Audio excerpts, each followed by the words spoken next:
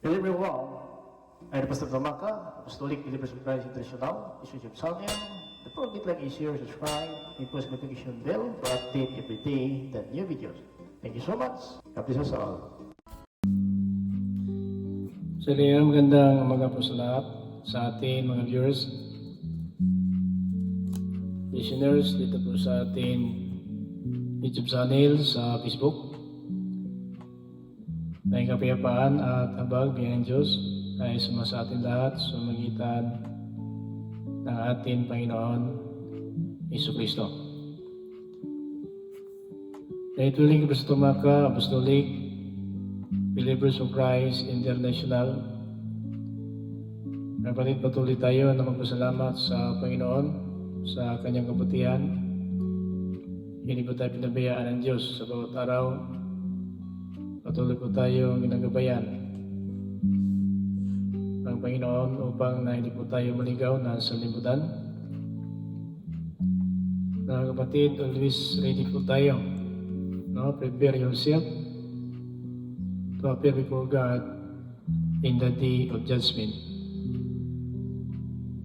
Mga kapatid, ating ginagawa itong mga video na ating pinaparating sa buong salibutan upang na makapaganda po tayo sa ating bawat isa. Kapatid, ayon po sa Biblia na dapat tayo maghanda kasi natin alam kung hanggang kailan ang panahon. Kasi sinabi na Biblia na walang nakakaalam, kahit ang anghel sa langit, kahit ang anak, kundi ang Ama lamang na ating Diyos Ama na nasa langit. Siya lang po nakaalam.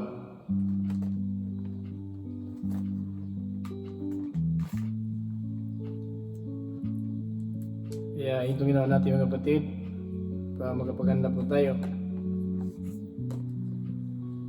sa bawat araw ay ating pahalagaan ang panahon na binigay po ng Panginoon sa atin.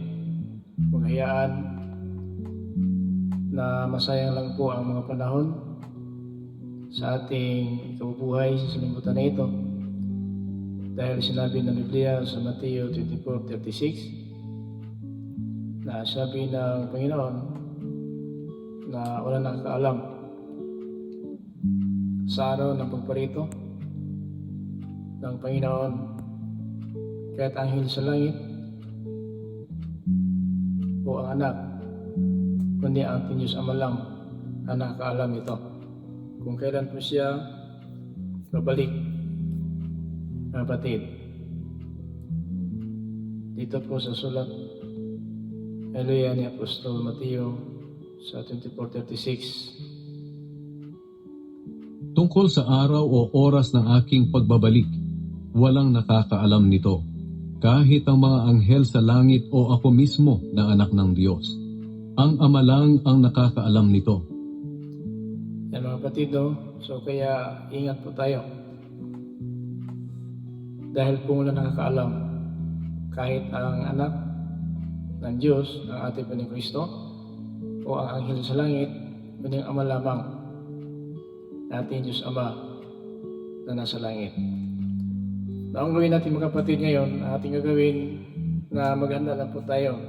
Huwag tayong kumpiyansa. Dahil po ang Biblia na po patunay talaga na walang nakakaalam.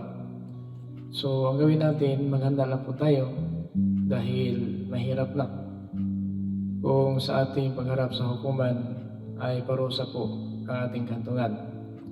Sana po buhay na walang hanggang ang ating makamtan. Hindi sana kaparusahan. Now, habang may buhay pa tayo sa limutan na ito, ay may pag-asa pa. Kasi tanda po natin ang kriminal sa kanyang katayuan na siya po ay nakapako sa cross na hanggang sa huling hininga ay napatunayan ng Panginoon Kristo. Ngayon, ikasama kita sa paraiso. So bakit? Dahil alam po ng Panginoon Kristo na dahil sa kamatayan sa cross ng kriminal, bayad na po siya. So yun po din, alam po natin ang kamatayan ng Panginoong Kristo ay din yun po ang pantubos natin. Kaya dapat hanggat na may buhay pa tayo, dapat makiisa tayo sa kamatayan ng Panginoon Hesus Kristo doon sa taas ng cross. Dahil ang kriminal, namatay po siya sa kanyang kasalanan at yan ang pinatunayan ng Biblia. Ayan mga kapatid, now, kung tingnan natin ang katayuan ng kriminal, talagang akala siguro natin dahil siya binansagang kriminal, nawala na po siya ang pag-asa. Mayroon pa po, kahit ang tawag sa kanya kriminal, pero pinangakuhan siya ng Panginoong Kristo na ikasama siya sa paraiso. Nakikita na po natin mga kapatid na nagpapatunay talaga, may proof tayo sa Biblia na talagang ang kriminal, dahil siyang kanyang kamatayan sa cross, ay nakapasok po siya sa paraiso. Na yun po ang isa ang palatandaan na kung makaisa tayo sa kamatayan ng Panginoon Kristo sa taas ng cross, so maasahan din natin, no? Maasahan din natin ang paraiso na ito. Kasi napatunayan talaga sa cross na dahil sa kamatayan ng kriminal ay bayad na po siya. Now, bakit namatay ang Panginoon? Para po sa atin makasalanan. Pakinggan natin sa 1 Peter in chapter 3 verse 18. Ganito po mga kapatid ang sinabi ng Biblia. Sapagkat si Kristo nga'y pinatay kahit wala siyang nagawang masama, at minsan lang siya namatay para mapatawad ang mga kasalanan natin. Siya na walang kasalanan ay pinatay alang-alang sa atin na mga makasalanan, para madala niya tayo sa Diyos. Pinatay siya sa laman, pero binuhay siya sa Espiritu. Ayan po. Pinatay siya sa laman, ngunit binuhay sa Espiritu. Alam naman natin na walang kasalanan po anak ng Diyos, pero dahil po sa kalooban ng Diyos Ama, sinugo po siya dito sa libutan upang tayo talaga ay magkaroon ng pag-asa tungo ng kaligtasan. Kaya nga, dahil po sa pag-ibig ng Diyos sa atin, ay yun talaga ay sinugo niya ang kanyang kaisa-isang anak upang na sa lahat ng sumpalataya di mapahamak. Sa John 3:16 is a common verse.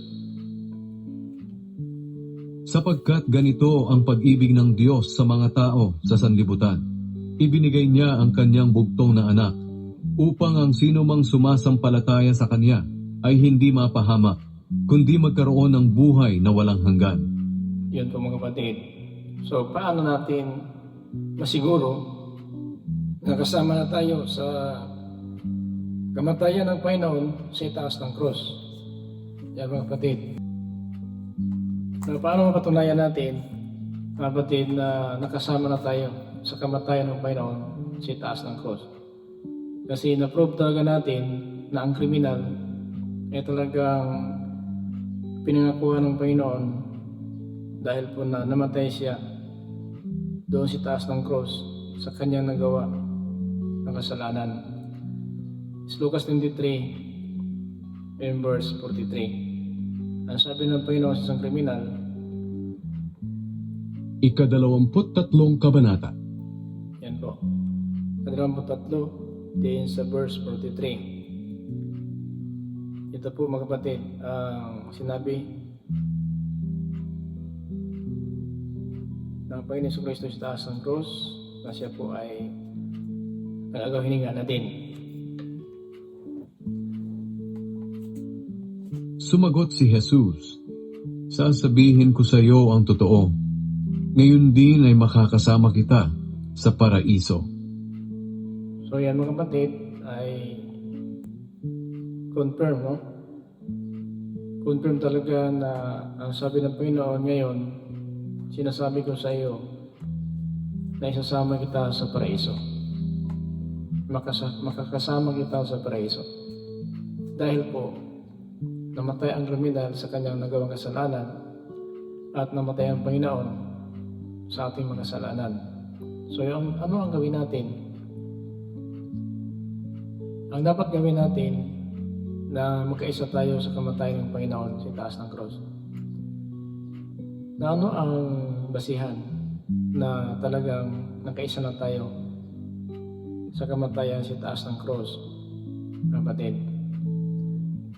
Ito po sa Colosas 2:12 hanggang po sa 13. Pakinggan natin. Ganito po ang sinabi ng Banal na Aklat.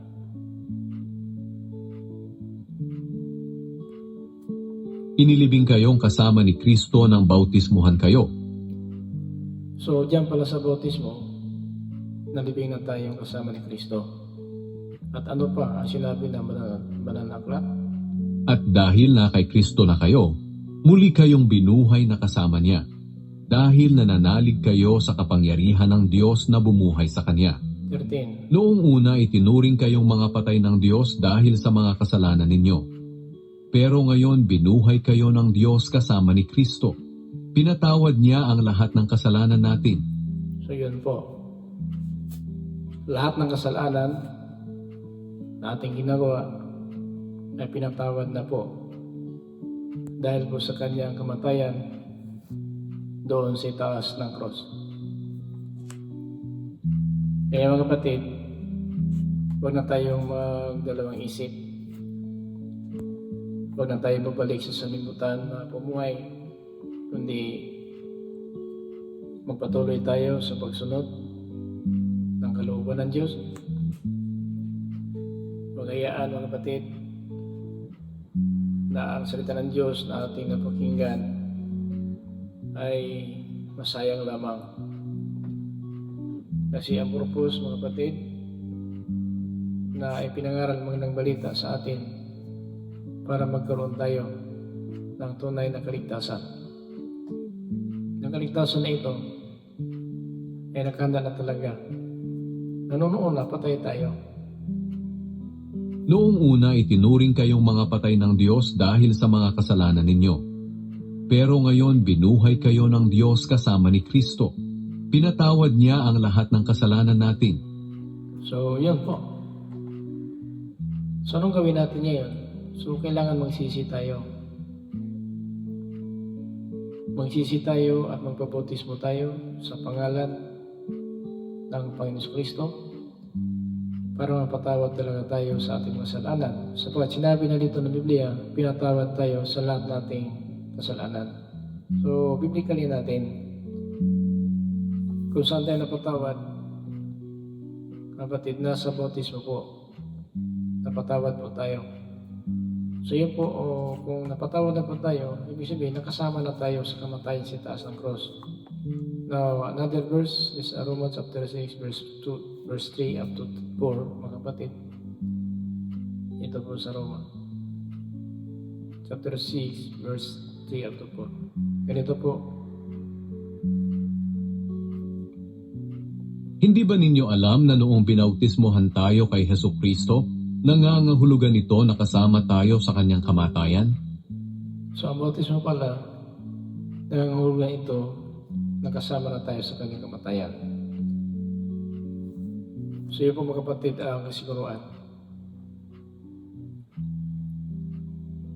So bakit natin ayawan ang bautismo na ito pala ay katibayan na nakasama tayo sa kanyang kamatayan? Verse 4. Kaya noong binautismohan tayo, namatay tayo at inilibing na kasama niya. So kaya noong nabautismohan tayo, namatay tayo at inilibing na kasama niya. So maliwanag po. Kaya huwag na tayong pahuli.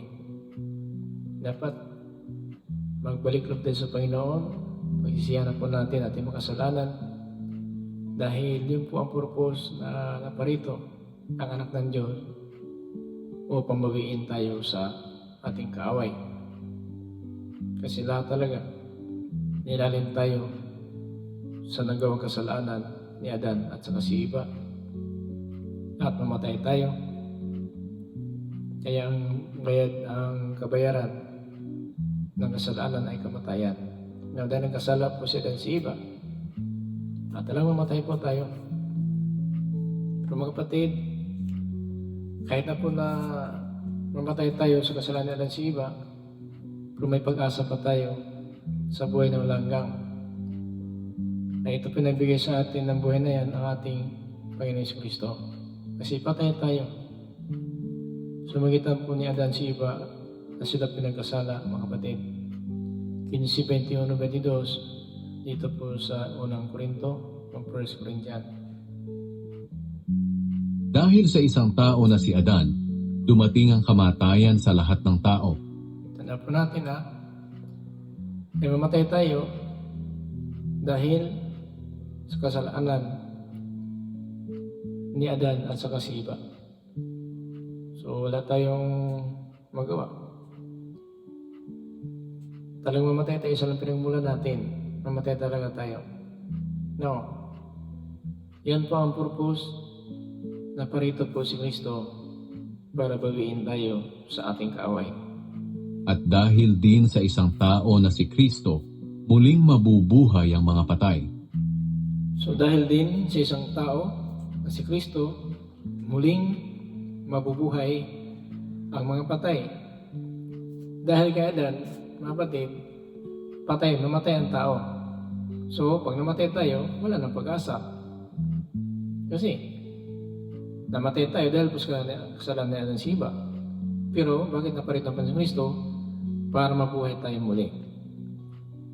Kasi, kung laliman natin ang pangunahang Biblia, ginawa po si Adan si Eva, walang kamatayan. Kapatid, kasi namatay lang po tayo dahil po na linabag po nila ang utos ng Diyos. Yung pong dahilan namatay tayo ngayon. Now, kung hindi na parito ang Panginoon Kristo, wala nang muling pagkabuhay. Wala na. Kaya hindi pwede. Kasi ang plano ng Diyos noon pa man, walang kamatayan ng tao. Pero dahil po na nabigo ang plano ng Diyos dahil sa Diablo, isinubo niya ang kanyang kaisisang anak upang magpupako sa cross at bawiin tayo sa kapangyarihan ng kamatayan. Kapatid, yun po ang sinabi dito sa Hebreo in chapter 2 in verse 14. Pakinggan natin. At yamang ang mga anak ng Diyos na binanggit niya ay mga taong may laman at dugo. Naging tao rin si Jesus upang sa pamamagitan ng kanyang kamatayan ay malupig niya ang Diablo na siyang may kapangyarihan sa kamatayan. Ayan po. Sumagitan ng kanyang kamatayan ay nalupig ang Diablo na siya may kapangyarihan ng kamatayan. Ang ibig sabihin, kung hindi na parito ang anak ng Diyos, wala nang muling pagkabuhay. So, manatili tayong nakatulog sa lupa. Pero sinabi ko na nga, mga kapatid, ginawa po ang tao walang kamatayan. Dahil po, para tayo sana sa Diyos. Ito po ang sinabi ng Biblia.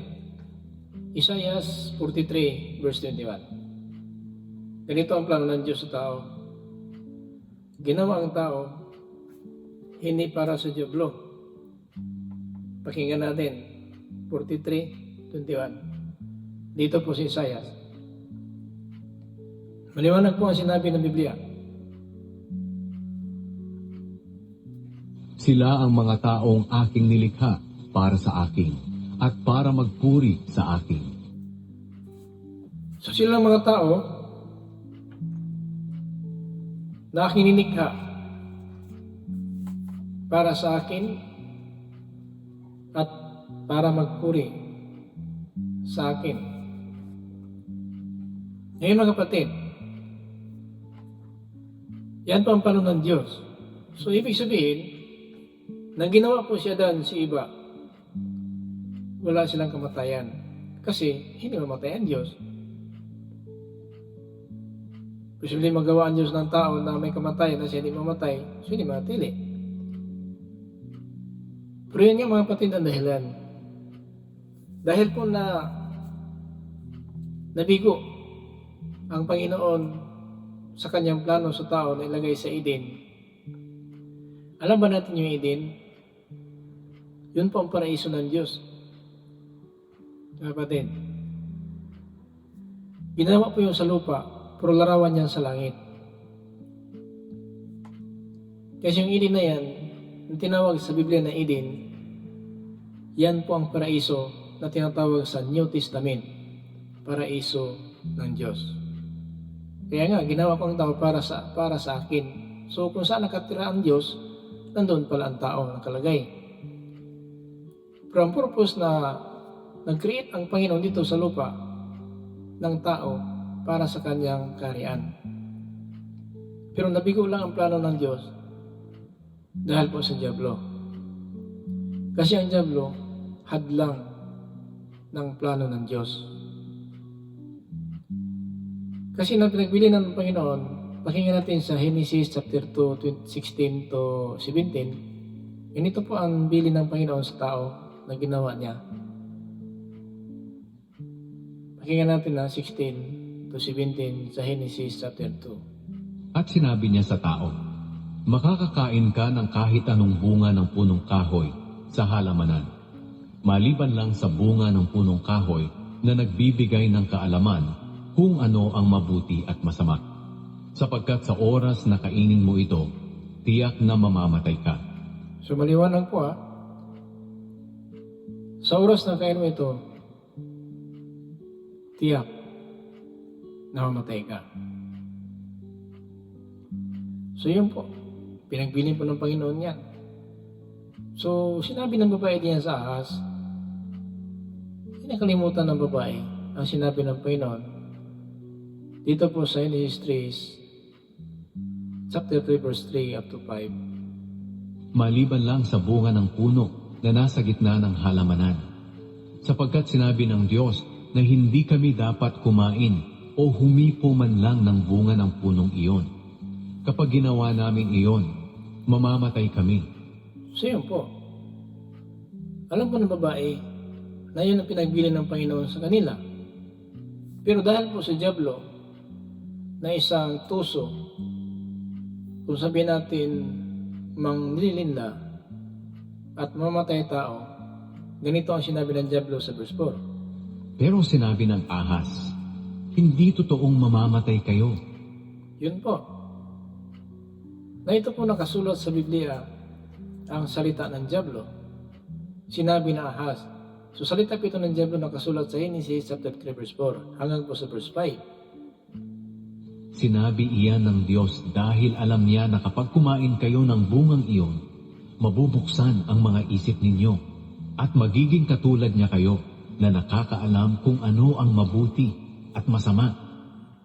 Ito po salita ng Diablo. Sinulat ito sa Biblia para magmaingmat po tayo. Wag basta-basta maniwala. Akala mo pastor ito? Pare ito? Tagapagturo ito? Kasi Biblia talaga ang pantakip ng Diablo para magligaw ng tao doon sa impyerno. So mag-ingat po tayo. Kasi dito po nakasulat ang gawa ng Diablo sa ating nunong si Adan, si Eva. Kaya ang ating ginagawa, paano tayo mabalik sa Panginoon? So kaya nga, sabi sa, balikan natin sa 1 Peter, in chapter 3, in verse 18. Tama, ang sinabi ni Apostol Pedro dito sa 1 Peter. Napakaliwanag po, chapter 3, verse 18, na wala siyang kasalanan, pero siya namatay para tayo mapatid na patawad. Sapagkat si Kristo nga'y pinatay kahit wala siyang nagawang masama, at minsan lang siya namatay para mapatawad ang mga kasalanan natin. Anong purpose na matay siya? Para mapatawad ang mga kasalanan natin. So, ito mga kapatid, binawi tayo. Kasi kasalanan na si iba, patay tayo talaga. Pero para mabawi po ang kapihan ng kamatayan sa tao, naparito po ang anak ng Diyos para buhayin tayo muli. Kaya mga kapatid, pahalagaan po natin ito upang Siya na walang kasalanan ay pinatay alang-alang sa atin na mga makasalanan. siya na walang kasalanan ay pinatay alang-alang sa atin na mga makasalanan. So yan mga kapatid, tandaan po natin, pinatay siya dahil po sa ating kasalanan. Kaya anong gawin natin? Kailangan makikiisa tayo sa kanyang kamatayan doon sa taas ng cross. So na-prove na po natin na ang bautismo na ginawa natin sa pangalan na atin, Panginoong Kristo, ay tayo po talaga ay napatawad para madala tayo sa Diyos. Para madala niya tayo sa Diyos. Pinatay siya sa laman, pero binuhay siya sa espiritu. Para madala tayo sa Diyos. Kasi nabawi po ang plano ng Diyos dahil po sa Diablo. Na walang kamatayan ang tao sana. Kasi yun po ang dahilan ng matay ng kasala. Kung ninabag nila ang utos ng Diyos, kumain sila sa bunga ng kahoy, kapatid, na nagbibigay buhay. Kasi ang paglabag kasi kasalanan, no? Ang paglabag ng utos, kasalanan. No, ang kasalanan na yan, si Adan, si Eva, kapatid, nang namatay na po sila, bayad na sila. Bayad na. Pero walang muling pagkabuhay. Bayad na, mamatay tayo, balik tayo sa lupa, wala na muling pagkabuhay. Pero bakit? Naparito ang anak ng Diyos para mabuhay tayo muli. Di ba? Yun pang purpose. Kaya ang bautismo, mga kapatid, ito po ang nagpapatunay na napatawad tayo sa Acts 2:38. Na ang bautismo, mga kapatid, nagpapatawad.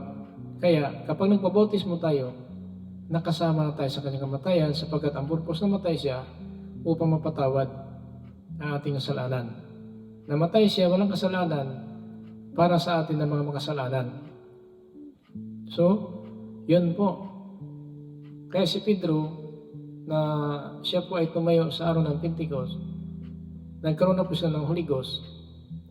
Ito talaga ay sinabi niya sa mga Israelita na nakatayo doon sa madla. Nang bandang alas 9 ng umaga, sa araw ng Pentecost, kung araw ng linggo, pista ng tinapay kung walang pangpaalsa, doon nagkaisa po ang mga tao sa Jerusalem, 15 bansa nandoon po nagkaisa sa Jerusalem upang magkaisa sila sa pagdiriwang ng araw ng Pentecost.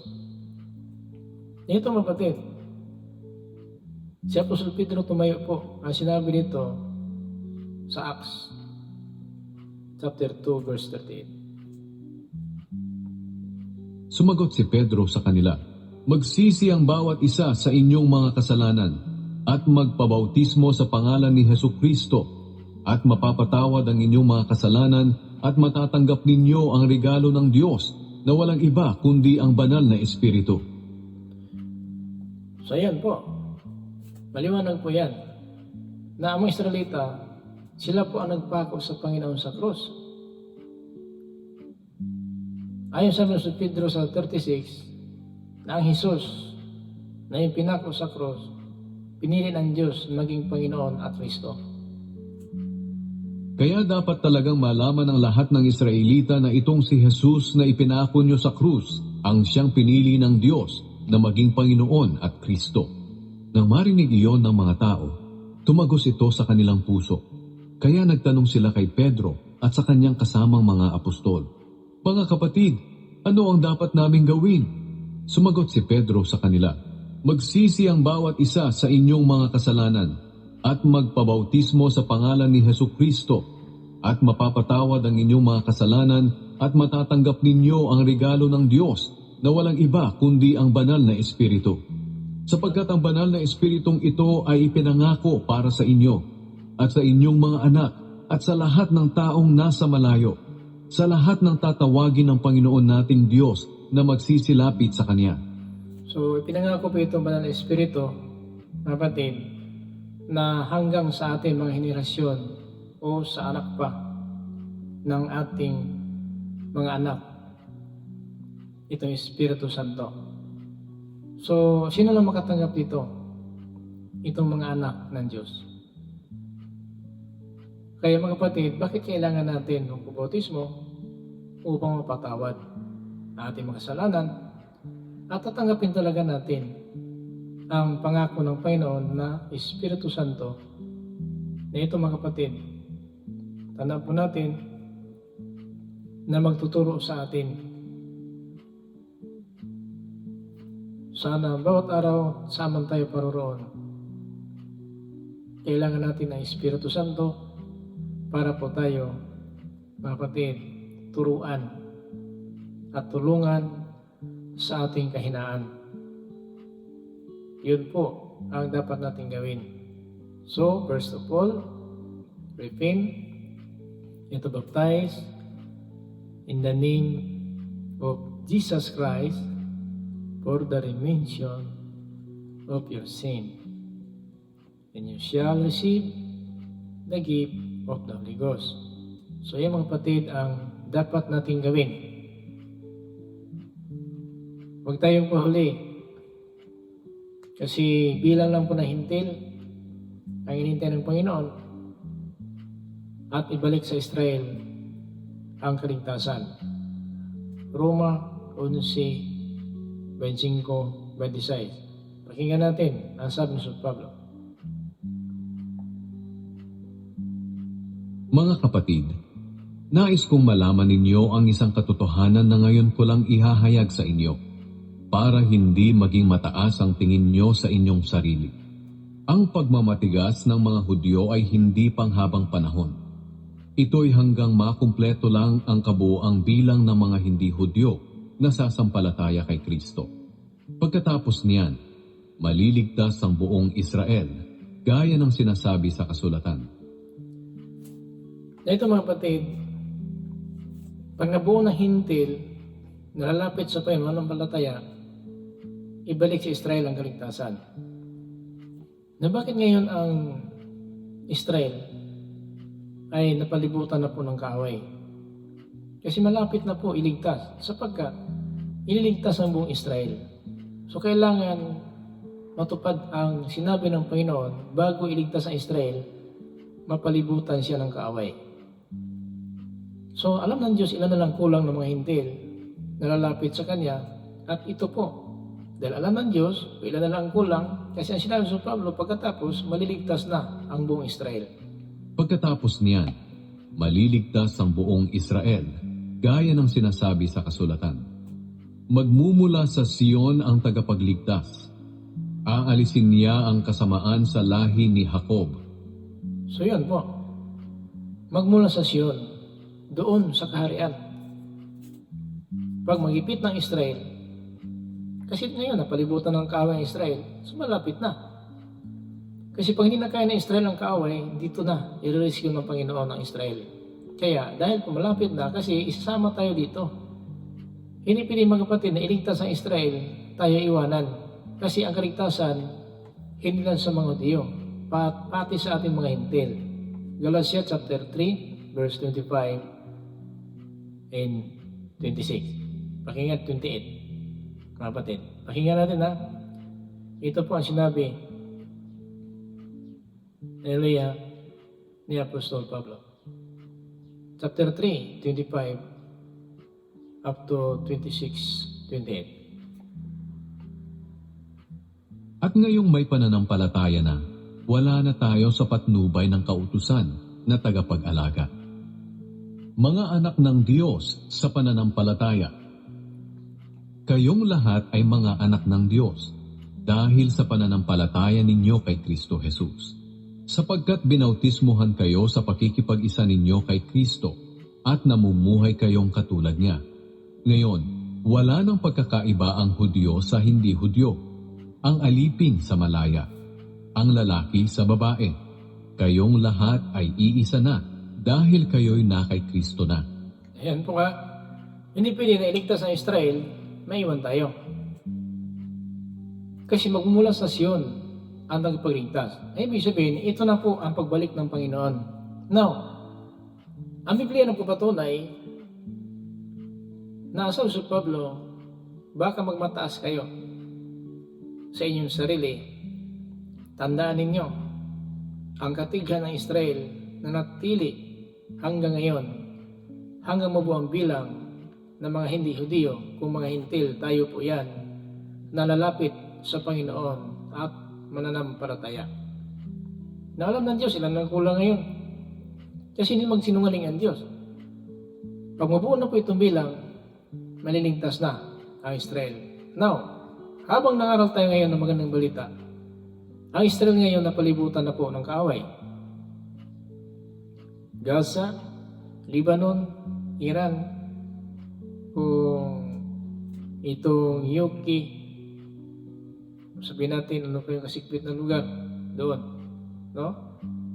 Ang US ngayon, nagka-tension naman ang Yuki. No. So dahil po ang US ay alay po sa Israel. Pero darating ang panahon, kahit ang US, wala na silang masupply dahil halos napalibutan ang Israel na magkabilang panig upang pulpugin ang Israel. Pero dahil nandyan ang Diyos, hindi sila matatalo ng kaaway. Kasi sa last hour, bababa na ang Panginoon sa Sion kung sa kanyang darian upang iligtas ang buong Israel. Pero buo na po ang hintil. At makasama na tayo diyan. Kaya pagbalik ng Panginoon, buhay at patay, dadalhin na po doon sa langit. Pakinggan natin. In 1 Thessalonians chapter 4, in verse 16 to 17. Sa araw na iyon, ang Panginoon mismo ang bababa mula sa langit. Yan po ha.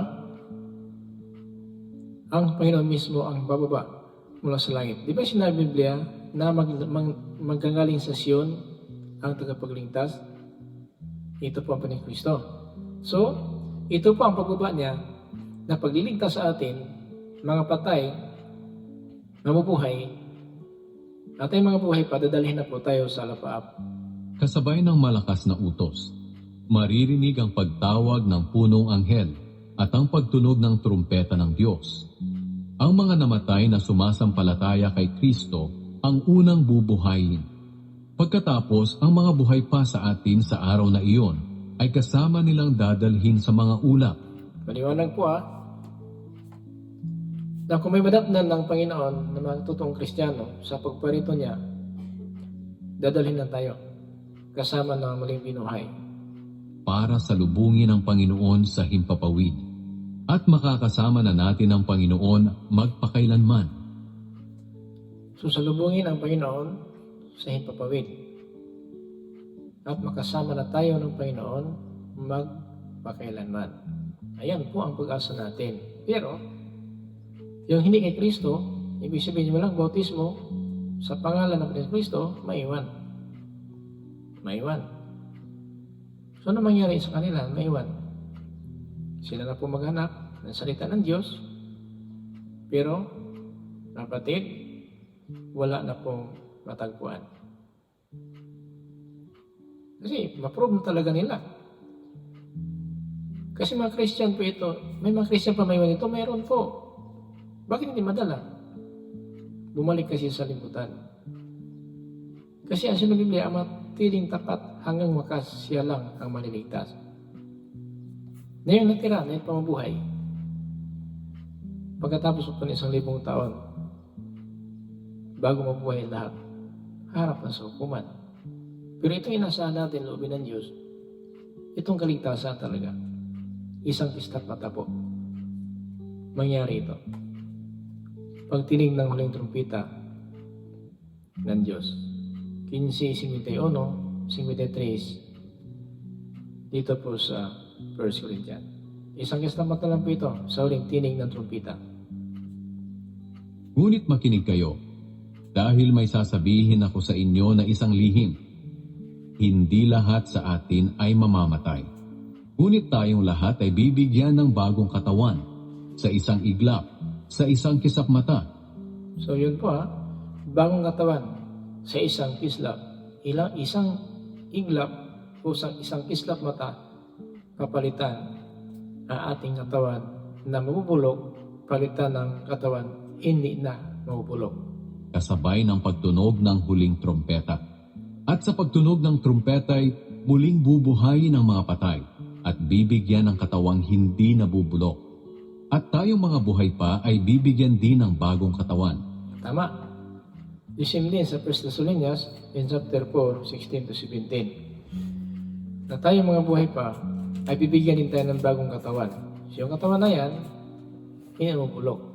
So isang kislap mata lang po. Hindi magtatagal. 53. Sapagkat itong katawan nating nabubulok at namamatay ay dapat mapalitan ng katawang hindi nabubulok at hindi namamatay. Palitan ito sa isang kislap mata. So yung pinasahan po natin. So mamuhay lang po tayo na matuwid, mamuhay po tayo na makadiyos, mamuhay po tayo na may masunurin sa Panginoon. Sapagkat isang kislap mata lang po ito. Hindi magtatagal. So yun na po.